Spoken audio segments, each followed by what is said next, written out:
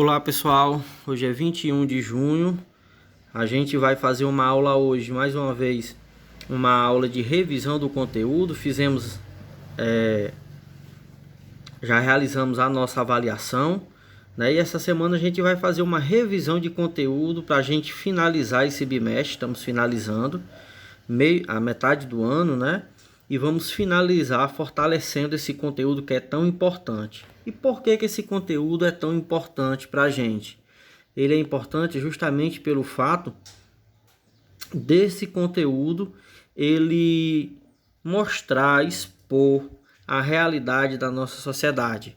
Esse conteúdo ele vem tratando da Revolução Industrial. É claro que aqui a gente vem tratando da primeira Revolução Industrial, mas já nesse momento da história, ou seja, século XIX, por volta de 1800 em diante, a gente já tem aquilo que vai marcar a nossa sociedade, vai definir a nossa sociedade, como por exemplo a divisão entre a sociedade entre classes, burgueses de um lado e proletários do outro. Os burgueses sendo os proprietários dos meios de produção, os donos das fábricas, dos bancos, e o proletariado sendo aqueles trabalhadores que para sobreviver precisa trocar sua força de trabalho por um salário, né? Os trabalhadores assalariados. E uma sociedade onde tudo é mercadoria, tudo é comprado, nada é gratuito, né? Tudo tem que ser trocado por dinheiro. Essas características são as características da nossa sociedade, né?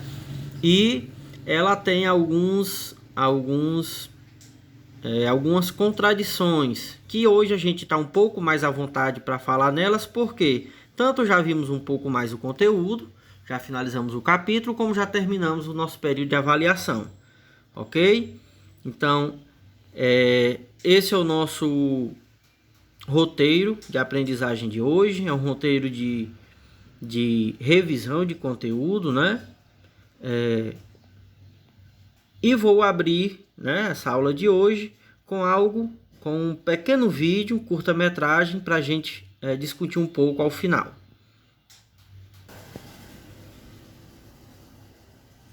Para dar uma ajudinha e acabou. Era uma vez um menino chamado Beto que vivia de catar latinhas. Mas um dia foi chamado na fábrica de seu Elias para dar uma ajudinha e acabou ficando.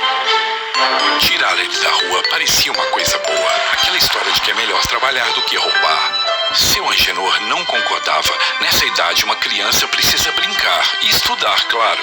Mas com tanto trabalho era impossível. Sem tempo para descansar, Beto ficou doente.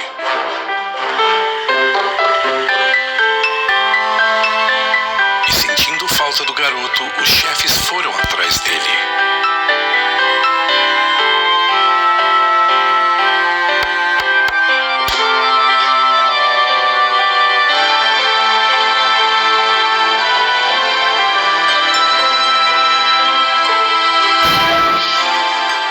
Chocado com aquela realidade, seu Elias percebeu que podia fazer mais por aquelas famílias. E assim tudo mudou. A empresa cresceu, a comunidade melhorou e todo mundo saiu ganhando.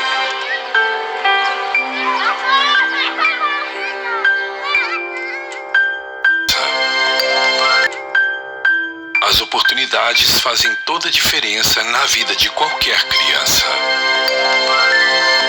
Como vocês puderam ver, pessoal, esse vídeo, esse curta-metragem, ele mostra um pouco uma das características da sociedade que nós vivemos, que é a sociedade capitalista, que é a questão da pobreza, da miséria, que faz com que muitas crianças tenham que trabalhar, muitas famílias deixem seus filhos trabalharem. Por quê? Porque é uma questão de sobrevivência, né? A gente sabe que a gente vive em uma sociedade onde tudo tem que ser trocado por dinheiro.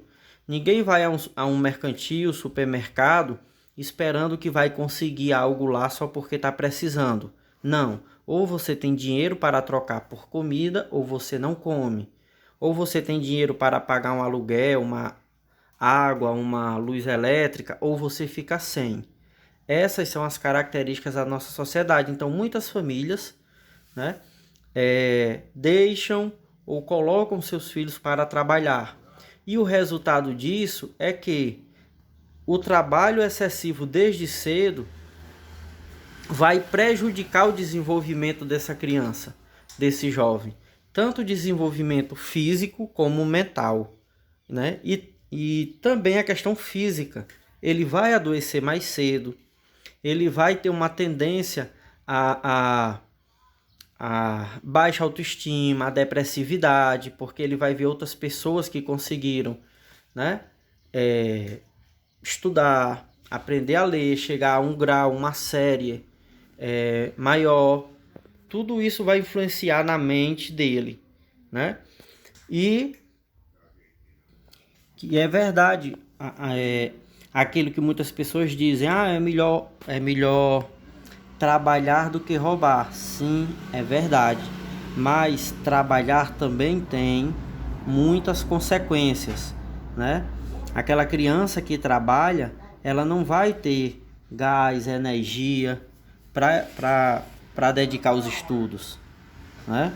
Ela vai ter muita vontade, mas ela vai ter mais dificuldade do que outros que vai ter tempo para estudar, vai ter tempo para dormir, né? Essa era a realidade de muitas crianças e ainda é em muitos lugares, né? Essa ainda é a realidade de muitas crianças, né? Essa aqui é a imagem de uma moça no Maranhão. O trabalho dela é descascar a mandioca, né? Rapar a mandioca para que seja feita farinha. Essa farinha que a gente chama de farinha d'água, farinha Pará, né? Então veja, há efeitos que são muito assim prejudiciais para um jovem, para uma criança, quando ela é colocada para trabalhar de forma exaustiva, como um adulto. Até para um adulto é ruim, que dirá para uma criança, né? E essa é uma característica da nossa sociedade. Essa imagem aqui não é no Brasil, essa imagem aqui são de países asiáticos, onde as fábricas de cigarro utilizam a mão de obra de criança, né, para trabalhar na confecção de cigarros. Essas crianças passam o dia todo trabalhando, produzindo cigarros. Muitos desses cigarros que chegam hoje a ser afumado por muitas pessoas, né? Então são assim que boa parte desses produtos são produzidos. Essas crianças chegam a ganhar centavos por dia, né? Não chegam a ganhar mais do que um pouquinho para se alimentar e ajudar a família, né? Aqui é uma imagem também de uma criança que trabalha na confecção de tijolos. Isso é muito comum no Brasil. Aqui na nossa região há várias comunidades que crianças abandonam a escola ou diminuem a frequência na escola para poder trabalhar quebrando pedra, para ganhar ali 15, 20, 25 reais por dia, né? É uma chance de ganhar algo. Vai ganhar, sim, vai ganhar, mas há um problema, porque ele deixa de frequentar a escola, né? E quando ele vai, ele passa a não ter mais capacidade, né? Porque o corpo é tão cansado que ele tem muita dificuldade de se concentrar e assistir a aula, né? Então isso prejudica esse jovem. Esse jovem vai ser prejudicado de que forma? Ele vai cada vez entre ganhar um pouco para sobreviver e estudar, ele vai preferir o quê? Ganhar um pouco, porque ele está precisando hoje, agora.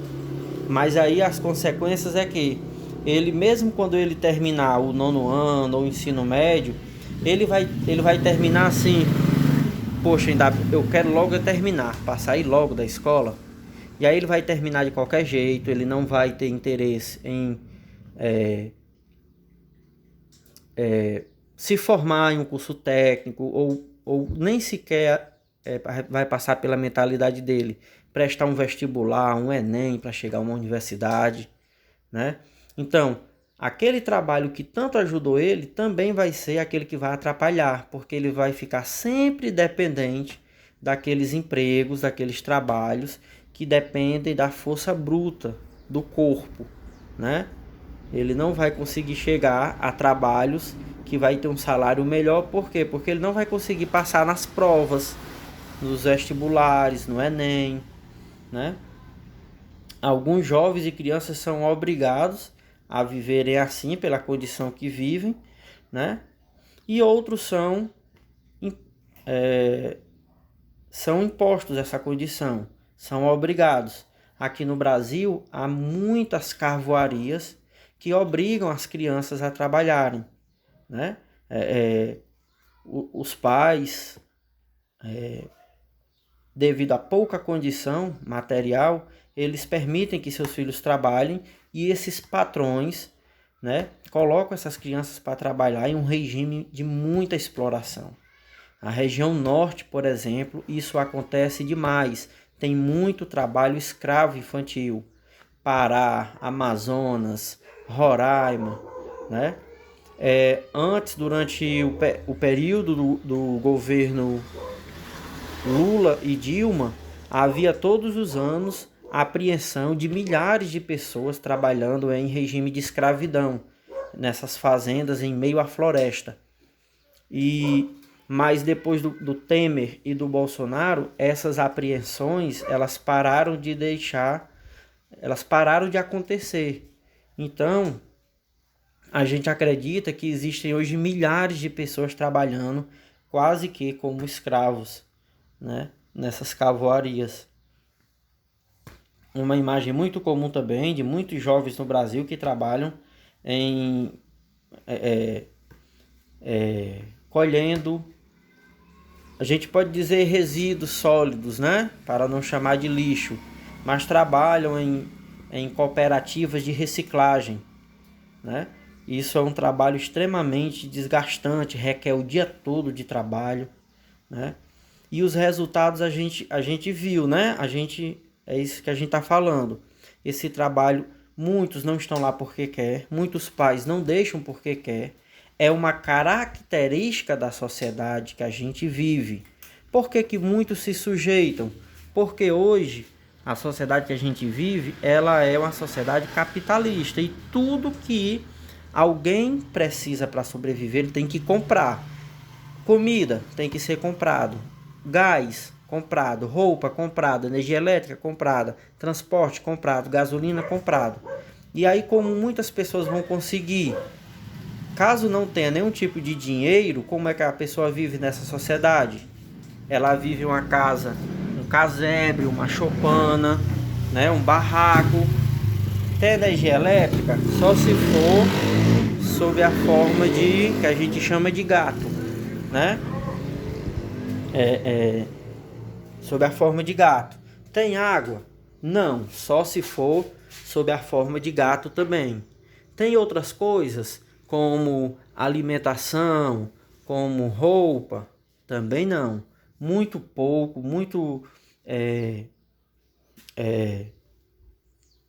roupa, a questão é muito precária, né? Assim como a alimentação, muitas pessoas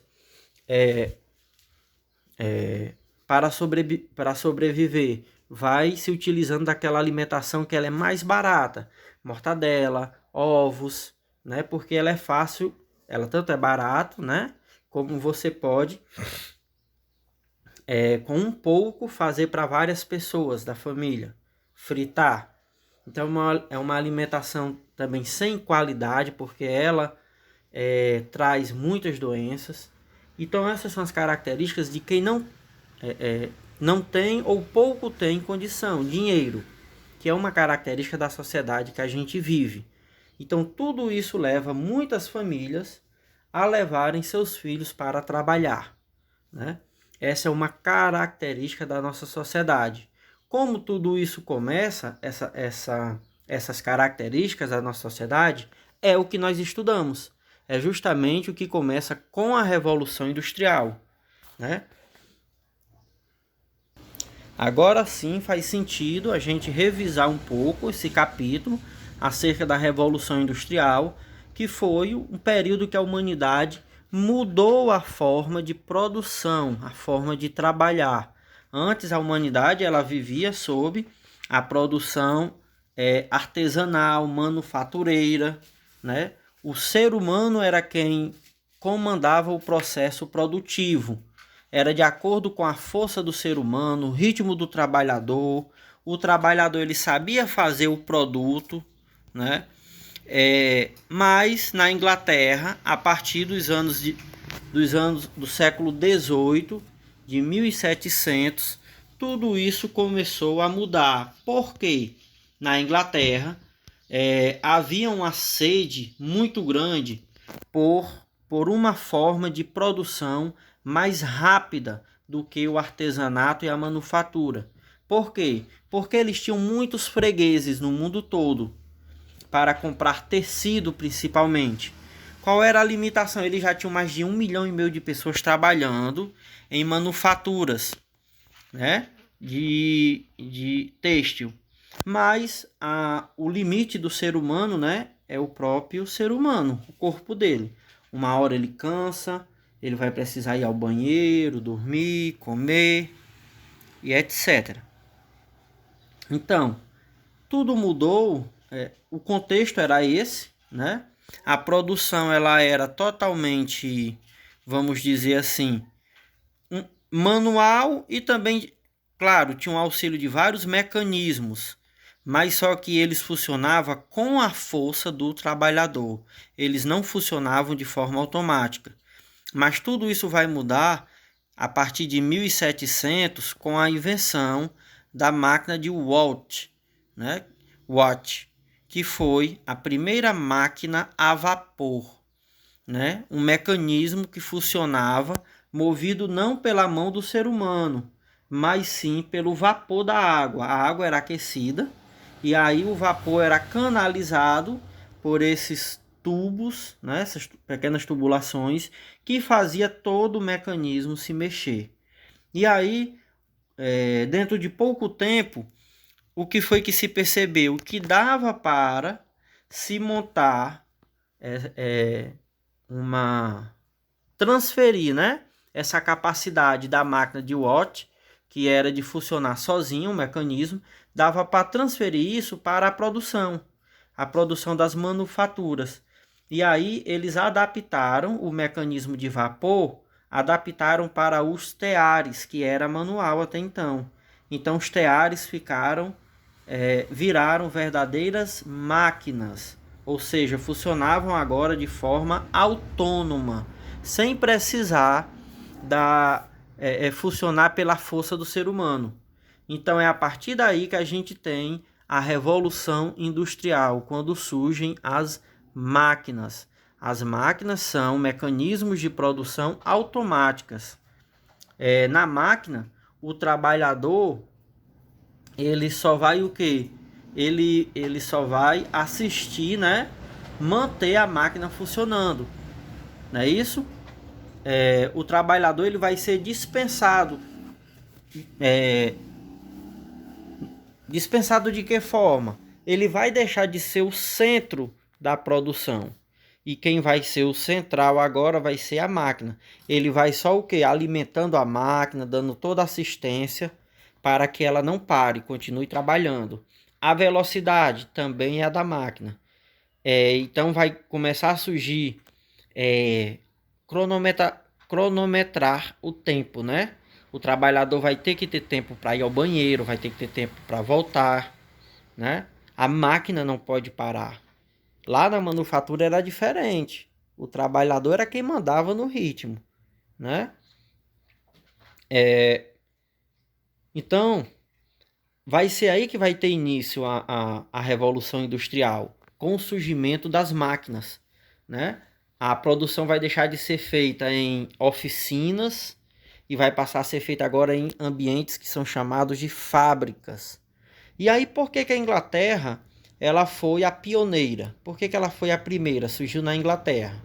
Primeira coisa, a Inglaterra ela tinha freguesia, né? Ela sabia que tinha para quem vender. A Inglaterra tinha a maior marinha do mundo. Ela já estava comercializando com países da Ásia, da América, da África. Ela só precisava o quê? Produzir mais, né? Então eles tinham freguês, eles tinham capitais. O que é capital? Dinheiro, dinheiro que pode ser investido, ok? Capital é dinheiro que pode ser usado para ganhar mais dinheiro, ou seja, dinheiro que eu posso investir. Professor, eu tenho dinheiro, ele é capital? Esse dinheiro que a gente usa para trocar por comida, comprar alguma coisa, uma roupa, ele não é capital. Capital é aquele dinheiro que o empresário pega, eu vou investir agora em comprar mais máquinas, contratar mais trabalhadores, isso é capital, né? Ele está gastando dinheiro para ganhar mais. Isso é capital. E é por isso que a gente vive uma sociedade que ela é chamada de capitalismo, sociedade capitalista. Por quê? Ela é uma sociedade baseada no capital. É uma sociedade baseada em ganhar dinheiro, né? Então, qual é a base, o centro da sociedade que nós vivemos? Ganhar dinheiro, né? Para poder investir e ganhar mais dinheiro. É uma sociedade que não para de acumular, certo? Por isso que chama de capitalismo. Tudo que tem o ismo significa continuação, movimento, processo. Sim? Então, a Inglaterra tinha freguesia, tinha capital, dinheiro que podia ser investido, né? E já tinha todo o processo produtivo. Eles compravam algodão nos Estados Unidos, no Brasil, no Egito, levavam para a Inglaterra e produziam o tecido lá para vender para o resto do mundo. Tinham a maior marinha do mundo, né? Só precisava o quê? Produzir mais. E foi justamente o que aconteceu. Ah, e tinham muita mão de obra na Inglaterra. De onde saía essa mão de obra? Essa mão de obra eram quem? Camponeses, famílias, homens, mulheres, jovens, crianças, idosos, que eram expulsas das terras a partir dos cercamentos. O que foi os cercamentos? Eles compravam algodão, né, de todo o mundo para produzir tecido e ainda era pouco. Então eles começaram a criar cada vez mais ovelhas e utilizava a lã da ovelha como matéria-prima para a produção de tecido. E os rebanhos de ovelha precisavam de pastagem para sobreviver.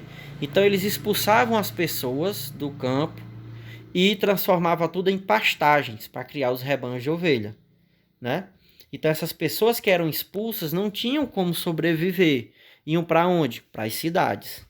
E aí nessas cidades foi aí que eram montadas as manufaturas, né? Onde empregavam as pessoas para trabalhar.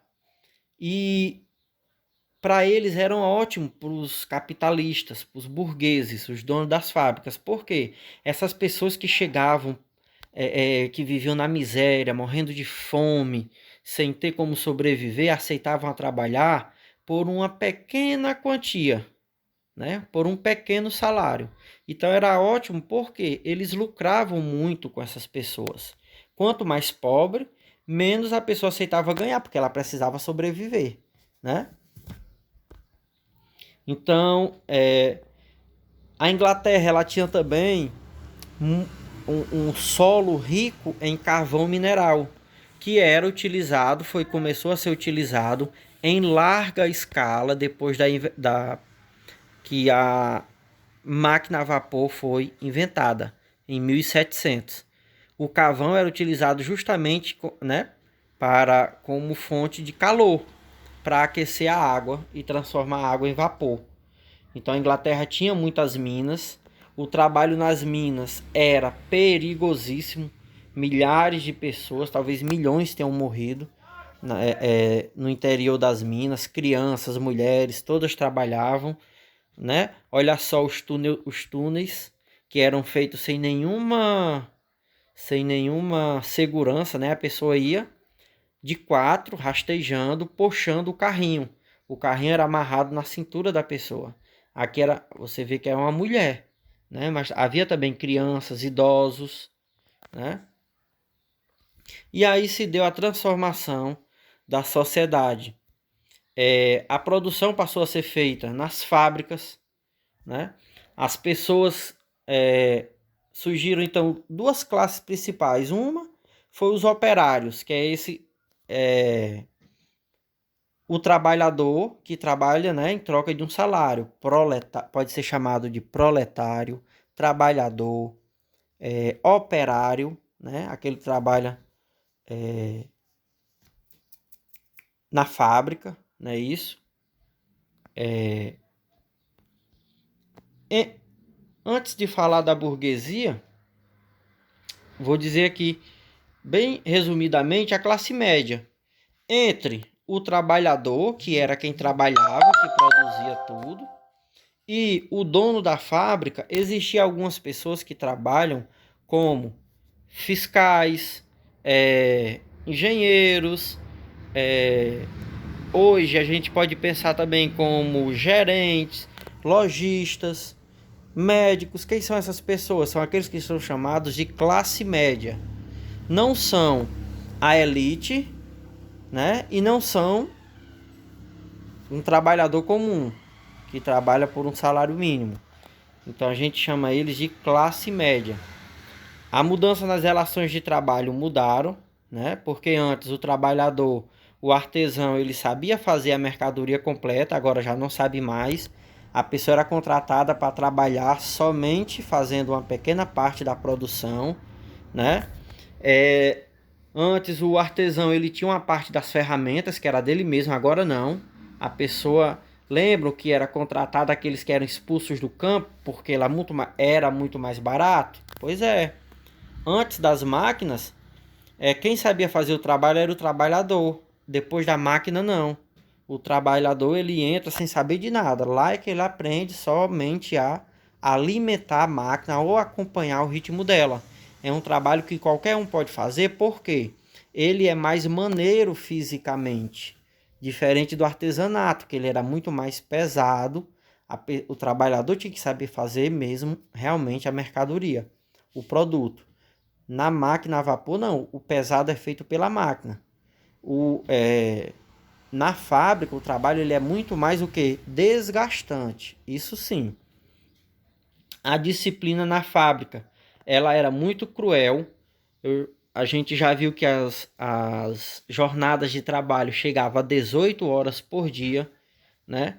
Você só tinha aquele intervalozinho para algum descanso ou comer alguma coisa, já tinha que voltar.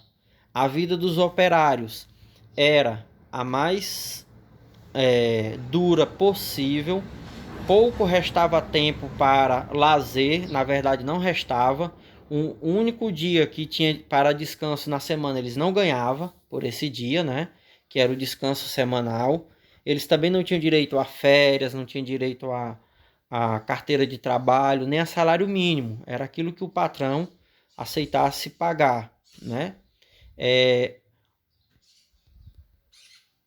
Futebol surgiu na Inglaterra, acho que todo mundo sabe dessa curiosidade. O estilo de vida dos burgueses, que são, esses sim, são a classe considerada a classe dominante no capitalismo, na sociedade, que é os proprietários das fábricas e dos bancos, né? Já é uma vida de luxo, porque eles não precisam trabalhar, né? Eles apenas gerenciam, comandam a produção. Então é uma vida de luxo, de muitas festas, jantares, ostentação, né? A gente viu a Guerra do Ópio, que foi um comércio muito lucrativo de drogas que a Inglaterra realizou, que ela vendia droga, que é o ópio, na China, uma das maiores populações do mundo, na época maior, e a população rapidamente começou a se viciar no ópio e gerar muito dinheiro para o governo e para as empresas inglesas. E aí o que foi que o imperador da China fez? Proibiu, porque o país todo estava parando de trabalhar, viciado no ópio. E aí o que foi que a Inglaterra fez? Invadiu a China. Foi o período da Guerra do Ópio. para manter o comércio de drogas. Só para a gente ver como a droga, né, seja ela qual for, ela é um comércio muito lucrativo, né? A guerra do ópio foi justamente isso. A gente viu também a produção têxtil, que foi onde surgiu a Revolução Industrial. É justamente porque é onde tinha mais... Era o foco da produção na Inglaterra era no setor têxtil. A manufatura a gente já viu, né? Essas características. Era um trabalho que, apesar de ser dividido, mas todo trabalhador ele sabia todos os processos, né? As máquinas não eram automáticas, o ritmo era do trabalhador, né? Já nas fábricas, não. O ritmo é o da máquina, o trabalhador é quem tem que se acostumar a ele. E crianças e mulheres eram a mão de obra mais desejada que tinha. Por quê? Porque ela era muito lucrativa, ela era muito barata, né? As mulheres recebiam menos que os homens e as crianças recebiam menos que as mulheres, né?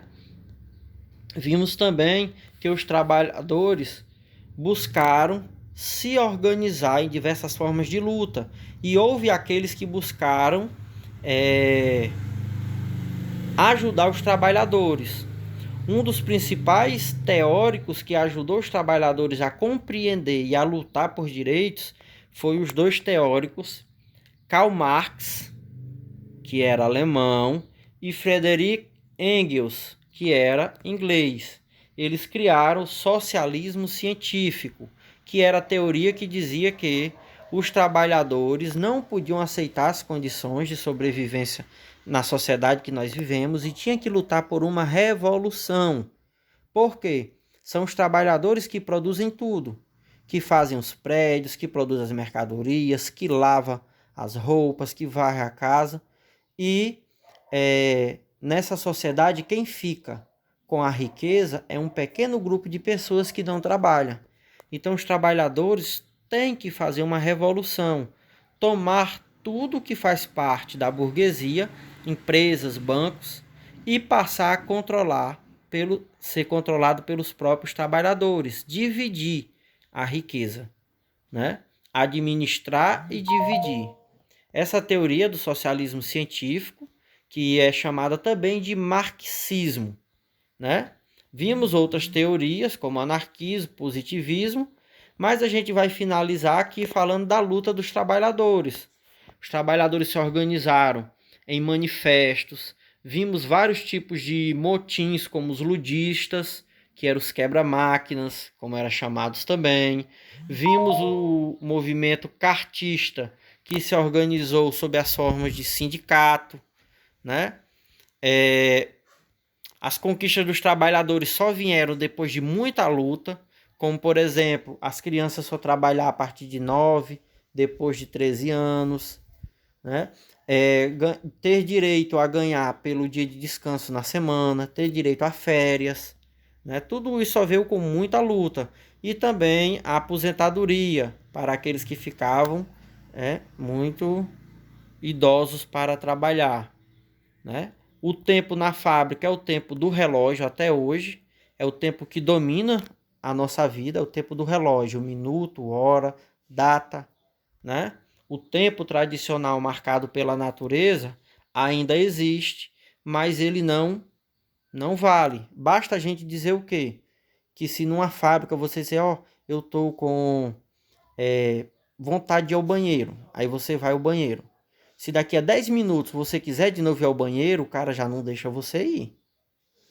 Ele nem quer, ou seja, o tempo da natureza, que é o do seu corpo, você tem que deixar de lado e tem que acompanhar o ritmo da fábrica. Não, a fábrica só deixa você ir ao banheiro 2 vezes. É uma hora, você vai uma vez pela manhã e outra à tarde, né?